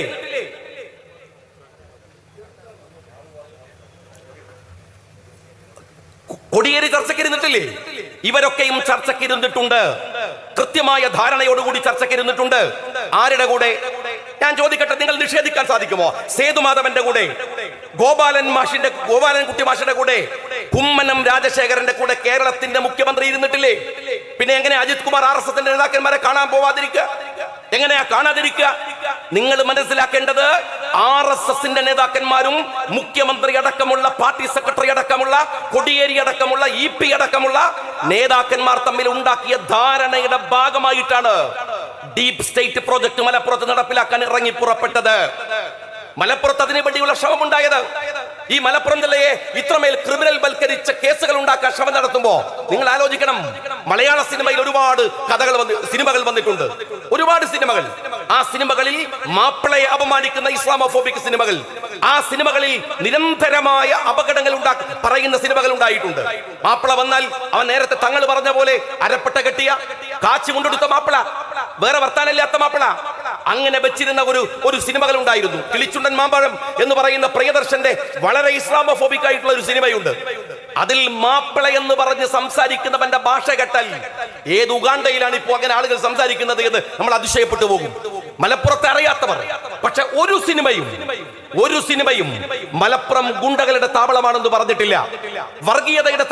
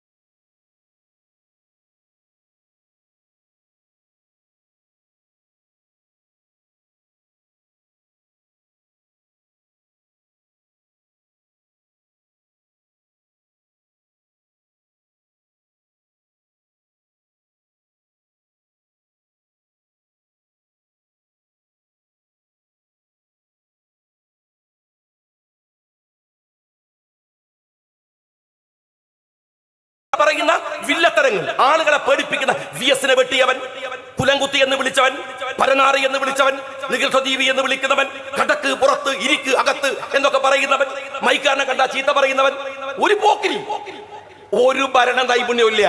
8 കൊല്ലം ഭരിച്ചിട്ട് ഈ രാജ്യത്ത് ഇന്നോവേറ്റീവായിട്ടുള്ള ഒരു പ്രോജക്റ്റും കൊണ്ടുവന്നിട്ടില്ല. ഉമ്മൻചാണ്ടി കൊണ്ടുവന്ന് പറയണോ ഞങ്ങള്? കരുണാകരൻ കൊണ്ടുവന്ന് പറയണോ ഞങ്ങള്? മുസ്ലിം ലീഗിന്റെ മന്ത്രിമാര് കൊണ്ടുവന്ന് പറയണോ ഞങ്ങള്? വിദ്യാഭ്യാസ രംഗത്ത് മറ്റ് രംഗങ്ങളിൽ പറയണോ? നിങ്ങൾ കൊണ്ടുവന്ന ഒരു പ്രോജക്റ്റ് പറ. പക്ഷെ രസം എന്താന്ന് വെച്ചാല് ഇതൊക്കെ പറയുമ്പോ ഈ പിണറായി വിജയനെയാണ് 2ാം നിരക്കാർ അനുകരിക്കുന്നത്. അതാണ് ഇതിന്റെ ഒരു സങ്കടം. CPM-ലെ 2ാം നിര നേതാക്കന്മാർ അനുകരിക്കുന്നത് ഇപ്പൊ വലിയ വിവാദം ഉണ്ടായ ദിവ്യല്ലേ, കണ്ണൂരിലെ. ഞാൻ അവിടെ MLA ആയതാണ്, എനിക്ക് നന്നായിട്ടറിയാം. അവരെ കുറിച്ച് കണ്ണൂരിൽ പറയുന്ന വാക്കെന്താ അറിയങ്ങള്? സാരി ഉടുത്ത പിണറായി എന്നാണ്. അത്ര മോശ സ്വഭാവം എന്നാണ്. പക്ഷേ ഞങ്ങള് സാരി ഉടുത്ത പിണറായി എന്നാണ് ഈ പറയുന്നത്. അഹങ്കാരം, ധിക്കാരം, അതിങ്ങനെ ജീവിതത്തെ സ്വീകരിക്കുക, അതിങ്ങനെ കൊണ്ടു നടക്കുക. ഉദ്യോഗസ്ഥന്മാരോട് തട്ടിക്കറിയാം. പൊതുപ്രവർത്തകന്മാർക്ക് അങ്ങനെ ഒരു വിചാരമുണ്ട്. CPM പ്രത്യേകിച്ച് അധികാരം കിട്ടിയാൽ 4 ഉദ്യോഗസ്ഥനെ ചീത്ത പറയാം, പോലീസുകാരനെ ആക്ഷേപിക്കുക, എന്നിട്ട് അവര് തന്നെ ആളെ വിട്ട് റീൽ എടുപ്പിക്കുക. ഇപ്പൊ അത് സ്റ്റൈലാണല്ലോ. റീൽ എടുക്കാനും ഫോട്ടോ എടുക്കാനും ആളൊക്കെ ഒപ്പരം കൊണ്ട് നടക്കുക, എന്നിട്ട് റീൽ ഉണ്ടാക്കുക, ആ റീൽ ചെലവാക്കുക. ഞാൻ ഇവിടെ പഞ്ചായത്തിലും മറ്റുമൊക്കെയുള്ള ഈ വേദിയിൽ MLA-മാരായിട്ടുള്ളവർ എല്ലാവരും ഉണ്ട്. ഞാൻ പറയുന്നു, ഉദ്യോഗസ്ഥന്മാരെ ചീത്ത പറയാൻ അവർ രാഷ്ട്രീയക്കാരന്റെ കീഴാളന്മാരൊന്നുമല്ല. അവർക്കും അന്തസ്സുണ്ട്, അവർക്കും അഭിമാനമുണ്ട്. ഒരു ഉദ്യോഗസ്ഥനോട് കമ്മ്യൂണിക്കേറ്റ് ചെയ്യേണ്ടത് അവരെ ചീത്ത വിളിച്ചിട്ടല്ല, തോന്നിവാസം പറഞ്ഞിട്ടല്ല. അത് ഈ വിദ്യക്കും ദിവ്യക്കും അറിയുമായിരുന്നല്ലോ, ചെയ്യാമായിരുന്നല്ലോ. വിജിലൻസിനോട് പരാതി കൊടുക്കണം ഈ പറയുന്ന മനുഷ്യനെ കുറിച്ച്, കൊടുക്കാമായിരുന്നില്ല. നബീനെ കുറിച്ച് അങ്ങനെ കൊടുക്കാത്തതിന്റെ വിജിലൻസിന്റെ മന്ത്രി പിണറായി വിജയനാണ്, അതിനേക്കാൾ വലിയ കള്ളനാണ് അന്ന് അറിയുന്നത് കൊണ്ടാണോ കൊടുക്കാതിരുന്നത്? അതാണോ കൊടുക്കാതിരുന്നത്? എന്തേ കൊടുത്തില്ല? എന്നിട്ട് മനുഷ്യനെ ചീത്ത വിളിക്കുക. രാഷ്ട്രീയക്കാരുടെ കീഴാളന്മാരൊന്നുമല്ല ഇവിടുത്തെ പോലീസും ഇവിടുത്തെ ഉദ്യോഗസ്ഥന്മാരും. അത് പൊതുപ്രവർത്തനത്തിന്റെ മര്യാദയുമല്ല. ഉദ്യോഗസ്ഥന്മാരിൽ മോശക്കാരുണ്ട്, രാഷ്ട്രീയക്കാരിലും വളരെ മോശക്കാരുണ്ട്, പോലീസിൽ മോശക്കാരുണ്ട്. പക്ഷെ മോശക്കാരോട് മോശമായി പെരുമാറുകയല്ല ഒരു പൊതുപ്രവർത്തകൻ ചെയ്യേണ്ടത് എന്ന് ദിവ്യ ഒരു പക്ഷേ ഇതിന്റെ ഭാഗമായി നമ്മളെ പഠിപ്പിക്കുകയാണ്. നിങ്ങൾ മനസ്സിലാക്കണം, ഈ സഖാക്കളുണ്ടല്ലോ, ഈ പറയുന്ന നവീൻ ഒരു ദുർബല ഹൃദയനാണ്, പാവമാണ്, സാധുവാണ്. എന്നാൽ ആത്മധൈര്യമുള്ളത് കൊണ്ട് മാത്രം, അതല്ലെങ്കിൽ മനക്കരുത്തുള്ളത് കൊണ്ട് മാത്രം, തൊലിക്കട്ടിയുള്ളത് കൊണ്ട് മാത്രം ആത്മഹത്യ ചെയ്യാത്ത എത്ര പോലീസുകാർ നിങ്ങൾക്ക് മനസ്സിലാവും രാജ്യത്ത്? എത്ര ഉദ്യോഗസ്ഥർ? അത്രമേൽ ഈ 8 കൊല്ലം ഇവരൊക്കെ വിളിച്ച ചീത്തക്ക് കണക്കുണ്ടാവില്ല. ഞാൻ ദിവ്യയോട് ചോദിക്കട്ടെ, വലിയ അഴിമതിക്കെതിരെ പറഞ്ഞു എന്നാണല്ലോ നിങ്ങളുടെ വർത്തമാനം. സ്വന്തം പാർട്ടിയിലെ അഴിമതിക്കെതിരെ ഖമ എന്നൊരു വാക്ക് പറഞ്ഞിരുന്നോ? നിങ്ങളുടെ മുഖ്യമന്ത്രിയെ കുറിച്ച് നാട് മുഴുവൻ പറയാൻ, മുഖ്യമന്ത്രിയുടെ മകളെ കുറിച്ച് നാട് മുഴുവൻ പറയാൻ, കണ്ണൂരിലെ CPM നേതാക്കന്മാരെ കുറിച്ച് നാട് മുഴുവൻ പറയാൻ EP തൊട്ടടുത്തുണ്ട്. ഒരു വാക്ക് പറഞ്ഞോ? അവരെ കുറിച്ചില്ലല്ലോ. ഉദ്യോഗസ്ഥന്മാർ മാത്രം നടത്തിയാലേ അഴിമതിയാവൂ? മുഖ്യമന്ത്രി നടത്തിയാൽ അഴിമതിയാവില്ലേ? രാജ്യത്തിലെ പാർട്ടിക്കാരൻ നടത്തിയാൽ, സ്വന്തം പാർട്ടിയിൽ തെറ്റ് കണ്ടാലും അത് പറയാൻ കഴിയണം, അത് പറയണം. എന്നിട്ട് മതി മറ്റുള്ളവന്റെ മേക്കെട്ട് കയറാൻ. ദിവ്യ ഓർക്കേണ്ടതാണ്. ഇനി ഇപ്പോ ഞാൻ ചോദിക്കട്ടെ, ദിവ്യക്കെതിരെ നടപടിയെടുക്കാൻ ഒറ്റ കാരണമേ ഉള്ളൂ. CPM-ന്റെ മനസ്താവല്ല, ഉപതെരഞ്ഞെടുപ്പ് വരികയാണ്, അതിന്റെ ഭയമാണ്, അതുകൊണ്ട് മാത്രമാണ്. ഇത് മതിയോ? ജില്ലാ പഞ്ചായത്ത് പ്രസിഡന്റ് സ്ഥാനം രാജിവെച്ചു. ഈ സ്റ്റേജിൽ ഒരു കൊട്ട ജില്ലാ പഞ്ചായത്ത് മുൻ പ്രസിഡന്റുമാരുണ്ട്. അറിയാങ്ങള്, ഇത് ഭയങ്കര സംഭവമാണല്ലോ. ഈ നിങ്ങൾ എന്താ വിചാരിച്ചത്? കണ്ണൂരിലെ മുഖ്യമന്ത്രി സ്ഥാനം രാജിവെച്ച മാതിരിയാണ്. കണ്ണൂരിന് വേറൊരു മുഖ്യമന്ത്രി ഉണ്ട്, അത് ഞാനാണ് എന്നുള്ള നിലക്കാണ് ഈ പറയുന്ന സ്ത്രീ നടന്നിരുന്നത്. ജില്ലാ പഞ്ചായത്ത് പ്രസിഡന്റ് സ്ഥാനം രാജിവെച്ചാൽ ഈ മരിച്ചുപോയ സാധു മനുഷ്യൻ അയാളോട് ചെയ്ത തെറ്റ് തീരുമോ? തീരില്ലെന്ന് മാത്രമല്ല, അവരെ അറസ്റ്റ് ചെയ്ത് ജയിലിൽ അടക്കണം. ഞാൻ ഇവിടുത്തെ സഹോദരന്മാരോട് പറയട്ടെ, സോഷ്യൽ മീഡിയ ഒക്കെ കൈകാര്യം ചെയ്യുന്നവരോട്, നിങ്ങൾ ശ്രദ്ധിക്കേണ്ട ഒരു കാര്യമുണ്ട്. ഈ നവീൻ മരിച്ചപ്പോ എന്താ ഈ സൈബർ ഗുണ്ടകളുണ്ടല്ലോ CPM-ന്റെ, അവർ മരിച്ച ഉടനെ രാവിലത്തെ സ്റ്റേറ്റ്മെന്റ് ആണ്. എന്താ കുഴപ്പം? ഇതെങ്ങാനും എന്താണ് പെട്രോൾ ബങ്കിന്റെ ഉടമയാണ് മരിച്ചതെങ്കിലോ? ക്യാപ്സ്യൂൾ വരികയാണ്. എടോ സഖാബെ, സാജ മരിച്ചപ്പോ നിങ്ങൾ എന്താ പറഞ്ഞത്? സാജ മരിച്ചപ്പോഴും നിങ്ങൾ എന്താ പറഞ്ഞത്? സാജ മരിച്ചപ്പോ CPM പ്രതി, ഈ ഉദ്യോഗസ്ഥൻ മരിച്ചപ്പോ അവിടെയും CPM. വെറുതെ ന്യായീകരിക്കുക. സത്യം പറഞ്ഞിട്ടല്ല, അണികൾ എന്ന് പറഞ്ഞ നിങ്ങളൊന്നല്ല അണികൾ CPM-ന്റെതാണ്. എന്ത് തോന്നിയാസം ചെയ്താലും ന്യായീകരിക്കാൻ വരുന്ന ഇതുപോലെ ഒരു വിഭാഗം, ഉളുപ്പില്ലാത്തൊരു വിഭാഗം. നിങ്ങള് ഹിന്ദുവിന് മുഖ്യമന്ത്രിയുടെ സ്റ്റേറ്റ്മെന്റ് വന്നപ്പോ രാവിലെ ബാലം പറയാ, ഏത് AK ബാലം, ബാറിലൊരു പോട്ടെ, എന്താ അതിൽ കുഴപ്പം? മലപ്പുറം എന്ന് കണക്കല്ലേ പറഞ്ഞത്. ഉച്ചക്ക് മുഖ്യമന്ത്രി തിരുത്തി. അപ്പൊ പറയണം, കണ്ടില്ലേ തിരുത്തിയത്? നിങ്ങൾ കാണുന്നില്ലേ? എടാ എന്തൊരു ഊളകളാണ് നിങ്ങൾ. ഞാൻ അറിയാഞ്ഞിട്ട് ചോദിക്കണം, ഇങ്ങനെ നേതാക്കന്മാരെ ന്യായീകരിക്കാൻ ഒരു മടിയും ഒരു ഉളുപ്പില്ലാത്ത കുറെ ആളുകൾ. എത്ര നല്ല സഖാക്കളുണ്ട് സഖാക്കന്മാരെ, എത്ര നല്ല ഉദ്യോഗസ്ഥന്മാര്. ADGP വിനോദ്, ഇതാ നേതാക്കന്മാർക്കൊക്കെ അറിയാം, വാഹുക്കൊക്കെ ഇവിടെ ഇരിക്കുന്ന നേതാക്കന്മാർക്കൊക്കെ അറിയാം. ADGP വിനോദ് എത്ര മിടുക്കനായ പോലീസ് ഓഫീസറാണ്. അയാൾ കോൺഗ്രസ് അല്ലല്ലോ, UDF അനുഭാവിയല്ലല്ലോ. ഈ അജിത്തിനെ സഹിക്കാഞ്ഞിട്ട് ആ മനുഷ്യൻ വോളണ്ടറി റിട്ടയർമെന്റ് എടുത്തു പോയി ADGP സ്ഥാനം വേണ്ടത് വെച്ചിട്ട് ഈ പറയുന്ന ലോബിയെ സഹിക്കാൻ പറ്റാഞ്ഞിട്ട് ADGP വിജയന് സ്വർണ്ണക്കടത്തിൽ പങ്കുണ്ട് എന്ന് അജിത് കുമാറിന്റെ മൊഴി. വിജയൻ എവിടെ നിൽക്കുന്നത്? ഏത് പോസ്റ്റിലാ വന്നത്? അജിത്തിന്റെ കൂടെയല്ല. എന്നിട്ട് അജിത്ത് പറയാണ് വിജയന് പങ്കുണ്ട്. ഇവിടെ അതിലും വലിയ രസം കാര്യങ്ങള്. ഗവർണർ, അതാണ് ഒരു കോമാളിയാണല്ലോ കേരളത്തിലെ ഗവർണർ എന്ന് പറയുന്നത്. അദ്ദേഹം ഇറങ്ങി പുറപ്പെട്ടിരിക്കുകയാണ്. അദ്ദേഹം പറയാണ് മലപ്പുറത്തെ കുറിച്ചുള്ള സ്റ്റേറ്റ്മെന്റ് ഗൗരവാണ്. ഇത് നല്ല തമാശയാണ്. ഇതെന്താ കാര്യം എന്ന് വെച്ചാല് മുഖ്യമന്ത്രി കൃത്യമായി സാധനം ഇട്ടു കൊടുക്കുക, ഇയാൾ ഇതിൽ കൊത്തി വലിക്കുക. എന്നിട്ട് മുഖ്യമന്ത്രി ഇത് പറയാൻ ഗവർണർ ആര്? വെറുതെ പറയാണ്. പണ്ട് ഇവിടെ ഇരിക്കുന്ന കാർന്നോമാർക്കൊക്കെ പറഞ്ഞത്, നേതാക്കന്മാർക്ക് എനിക്കടക്കം അറിയാം, പുതിയ തലമുറയിലെ കുട്ടികൾക്ക് അറിയില്ല. ഈ ചക്ക് ആട്ടുന്നിടത്ത് ചക്കാട്ടുന്നവനും അവന്റെ ഭാര്യയും തമ്മിലുള്ള തർക്കത്തെ കുറിച്ച് പറയാറുണ്ട്.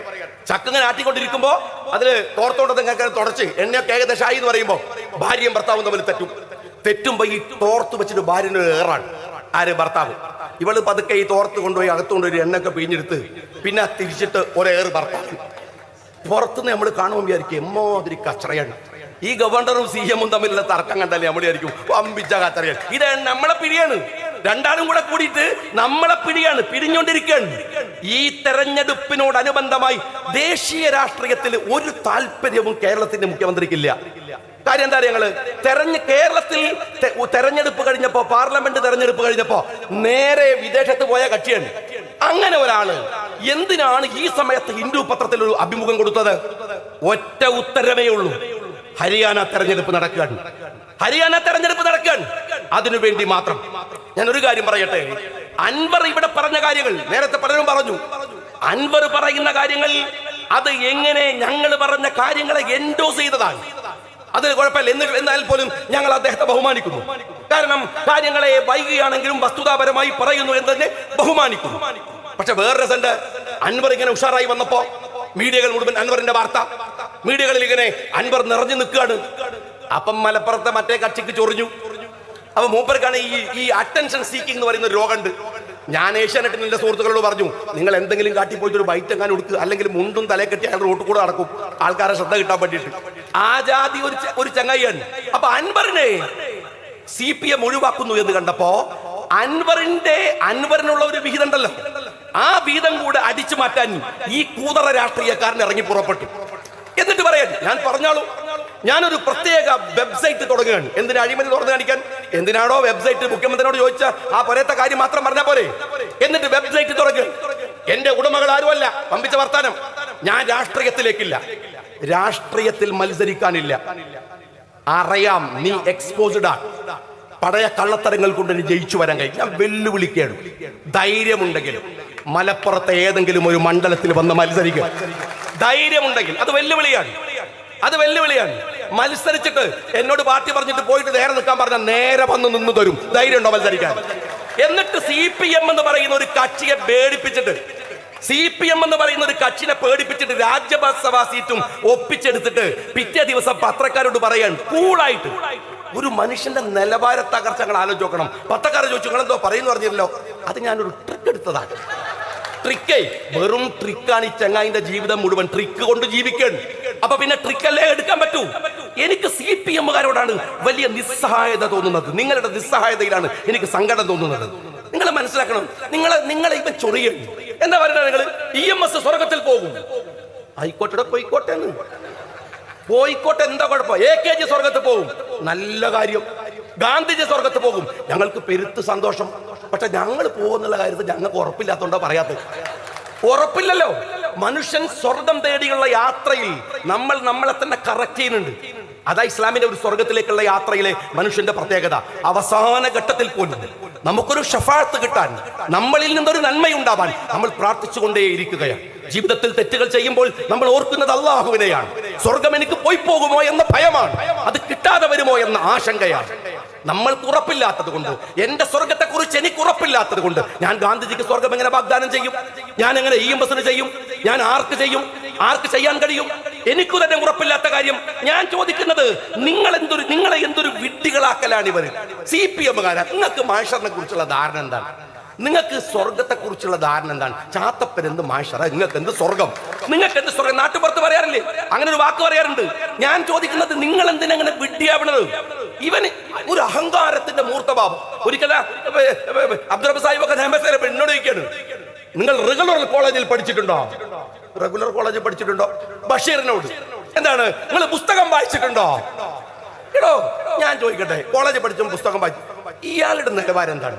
നിങ്ങൾ ഒരു 10 കൊല്ലത്തെ KT ജലീലിന്റെ പ്രസംഗം എടുത്തു നോക്കിയാൽ പുതിയ എന്തെങ്കിലും ഒരു സാധനം അതിനകത്തുണ്ടോ? പുതിയത് എന്തെങ്കിലും ഒരു സാധനം? എന്താ കാര്യം? അങ്ങനെ 980 തേങ്ങ വീണതാ തലയിൽ, പിന്നെ ഒന്നും വന്നിട്ടില്ല. അതിനേഷം ഒരു അപ്ഡേഷനും ഇല്ല. പക്ഷെ സഖാക്കൾ കൈയടിക്കാൻ കാര്യം എന്താ അറിയോ? ഓരോ തലയിൽ 960 തേങ്ങ വീണതാണ്. ഓല് പുതിയ ഇപ്പോൾ റഷ്യക്ക് നോക്കി കുത്തിർക്കാൻ, ഇപ്പോൾ ചൈനയൊക്കെ നോക്കി കുത്തിർക്കാൻ. ആ സാധുക്കൾക്ക് ഒരു മഹാവിവരമുള്ളവനാണ് ഇവൻ എന്നവർ തെറ്റിദ്ധരിക്കാൻ. ഞാന് ജലീലിനോട് പറയട്ടെ, കരിപ്പൂരിൽ ഇറങ്ങുന്ന മുസ്ലിങ്ങളുടെ കണക്കല്ലേ നിന്റെ കയ്യിലുള്ളത്? നീ കേരളത്തിലെ ഒരു ഉന്നത വിദ്യാഭ്യാസ മന്ത്രി ആയിരുന്നവനല്ലേ? ഞാൻ ചോദിക്കുന്നത്, കേരളത്തിന്റെ തൊഴിലിടങ്ങളിൽ മുസ്ലിങ്ങളുടെ എത്ര സംഖ്യയുണ്ട് അറിയോ? കേരളത്തിന്റെ തൊഴിലിടങ്ങളിലുള്ള മുസ്ലിങ്ങൾ എത്ര, ദളിതുകൾ എത്ര? ആ കണക്ക് കയ്യിലുണ്ടോ? ആ കണക്ക് കയ്യിലുണ്ടോ? എന്തു മനോരോഗമാണ് നിന്നെയൊക്കെ നയിക്കുന്നത്? ബസ് മറിഞ്ഞാ പത്രം എടുത്ത് വായിക്കുക, എന്നിട്ട് മുസ്ലിങ്ങൾ 24, ഹിന്ദുക്കൾ 35.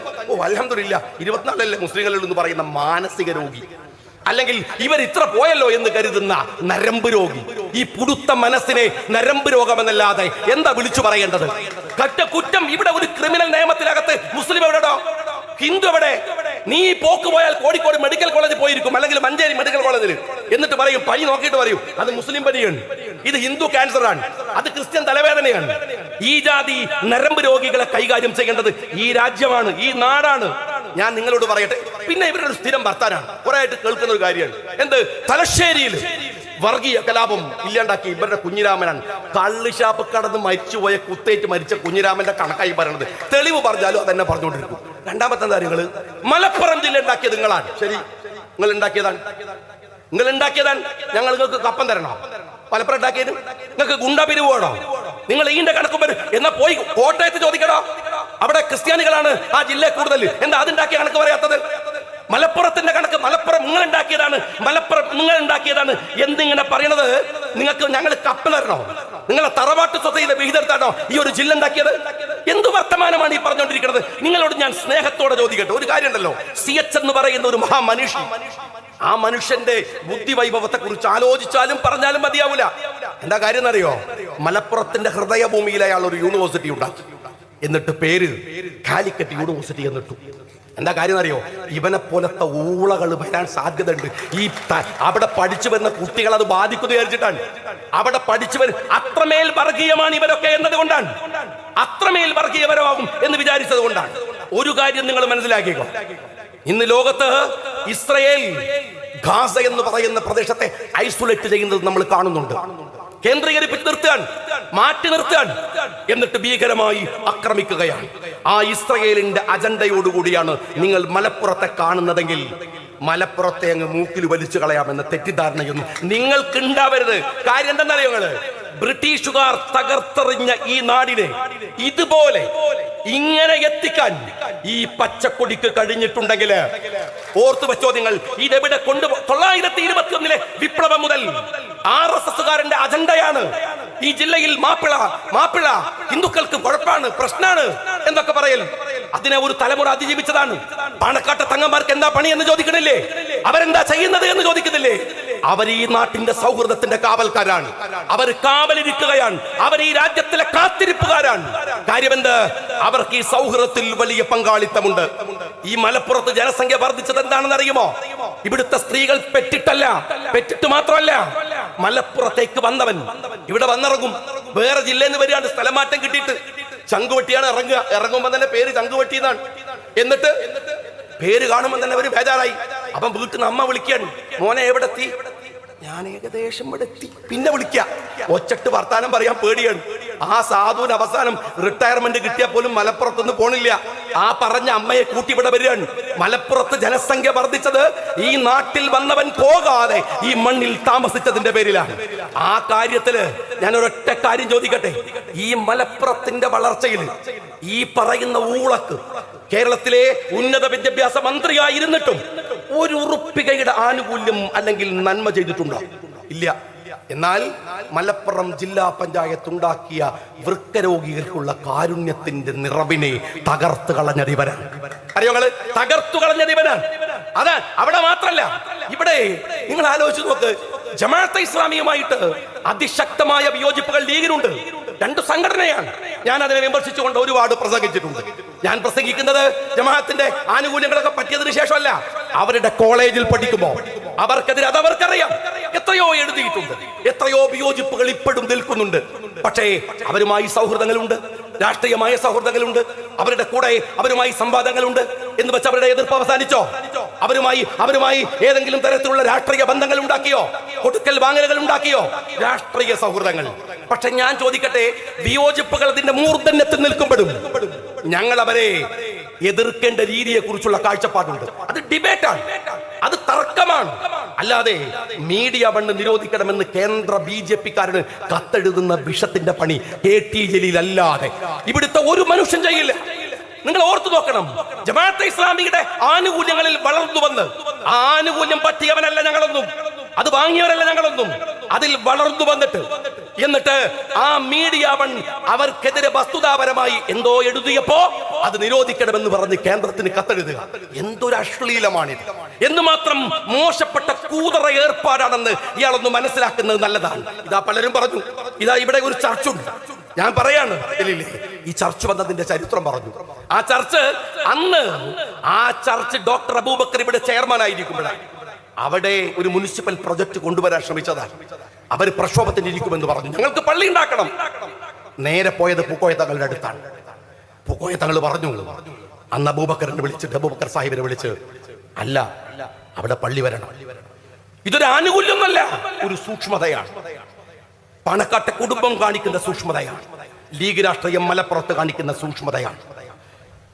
ഗാന്ധിജി സ്വർഗത്തിൽ പോവോ, AKG സ്വർഗത്തിൽ പോകുമെന്ന് തെരഞ്ഞു നടക്കുന്ന ജലീലെ, മലപ്പുറത്തെ വല്യങ്ങാടിയിലെ പള്ളിയിൽ അന്ത്യവിശ്രമം കൊള്ളുന്ന 44 ശുഹദാക്കളിൽ ഒരാളുടെ പേര് വേലുക്കുട്ടി തട്ടാൻ എന്നാണ്. അറിയോ നിനക്ക്? ചരിത്രം അറിയാ? മലപ്പുറത്തെ പള്ളിയില് അന്ത്യവിശ്രമം കൊള്ളുന്ന 44 ശുഹദാക്കളിൽ ആ പള്ളി തകർക്കാൻ വന്നവരെ പ്രതിരോധിച്ചു മരിച്ചുപോയ 44 ശുഹദാക്കളിൽ വേലുക്കുട്ടി തട്ടാനുണ്ട്. ഈ സിവിൽ സ്റ്റേഷൻ, ആ സിവിൽ സ്റ്റേഷൻ ഇവിടുത്തെ മിലിറ്ററി ബാരക്കായിരുന്നു. പറഞ്ഞു പലരിവിടെ, ആ മിലിറ്ററി ബാരക്കിനകത്ത് ഇവിടുത്തെ മാപ്പിളയുടെ രക്തമുണ്ട്, ഇവിടുത്തെ മാപ്പിളയുടെ മാംസമുണ്ട്, ആർത്തലക്കുന്ന നിലവിളികളുണ്ട്. അവിടെയാണ് ജനാധിപത്യത്തിന്റെ സ്ഥിരാകേന്ദ്രമായി അവിടെ നിൽക്കുന്നത്. ഈ മലപ്പുറത്തെ തകർക്കാൻ നിങ്ങളുടെ ADGP ഒന്നും മതിയാവില്ല, മുഖ്യമന്ത്രി വിചാരിച്ചാലും കഴിയില്ല. കാരണം 21 നിന്ന് ഉയരെടുത്തു വന്ന ഒരു പ്രയാണമുണ്ട്, ഒരു ത്യാഗം. ഞാൻ ഒറ്റ കാര്യം പറയട്ടെ നിങ്ങളോട്, ഈ മലപ്പുറത്തിന്റെ തെളിനീരില് വിഷം കലർത്താൻ ബ്രിട്ടീഷുകാർ ശ്രമിച്ചിട്ടുണ്ട്, RSSകാർ ശ്രമിച്ചിട്ടുണ്ട്, പലരും ശ്രമിച്ചിട്ടുണ്ട്. ഉഗ്രവിഷമുള്ള രാജവെമ്പാല പിണറായി വിജയൻ ശ്രമിച്ചിട്ടുണ്ട്. എന്നിട്ട് നടന്നിട്ടില്ല. എന്നിട്ടാണ് വളാഞ്ചേരിയിലെ ഈ നീർക്കോലി വന്നിട്ട് വിഷം കലർത്താമെന്ന് വിചാരിക്കുന്നത്. രാജവെമ്പാലമാരുടെ വിഷത്തെ അമൃതാക്കി മാറ്റാൻ കഴിവുള്ള നേതൃത്വം ഇതാ ഇവിടെ ഇന്ത്യൻ യൂണിയൻ മുസ്ലിം ലീഗ് പാർട്ടിക്കുണ്ട്. ഞങ്ങൾ അങ്ങനെ തന്നെയാണ് ലീഗ് രാഷ്ട്രീയത്തെ കൊണ്ടുപോകുന്നത്. ഇതിൽ ഈ മലപ്പുറത്തെ വിഷം കലർത്താൻ നിങ്ങളുടെ നിലവിലുള്ള ADGP പോയിട്ട് ഇവിടുത്തെ മുഖ്യമന്ത്രി വേറെ വാപ്പമാർക്ക് എനിക്ക് ജനിച്ചു വരേണ്ടി വരുമെന്നേ ഞാൻ പറയുന്നുള്ളൂ. സാധ്യല്ല. ഞങ്ങൾ ഇനിയും ചെറുനാരങ്ങ കലക്കി കൊടുക്കും, ഇനിയും കലക്കി കൊടുക്കും. ദാഹിക്കുന്നവന് ഞങ്ങൾ ഇനിയും ചെറുനാരങ്ങ കലക്കി കൊടുക്കും. അവന്റെ ദാഹത്തെ ആക്രമിക്കുന്ന രീതി ഞങ്ങൾക്കില്ല. ഞങ്ങള് നാരങ്ങ കലക്കി കൊടുക്കും, ഞങ്ങൾ പൂരം കലക്കൂല. മനസ്സിലായില്ലേ? പൂരം കലക്കി ഒരുത്തനെയും വിടുകയില്ല. അഭിവാദ്യങ്ങൾ ചെയ്യാൻ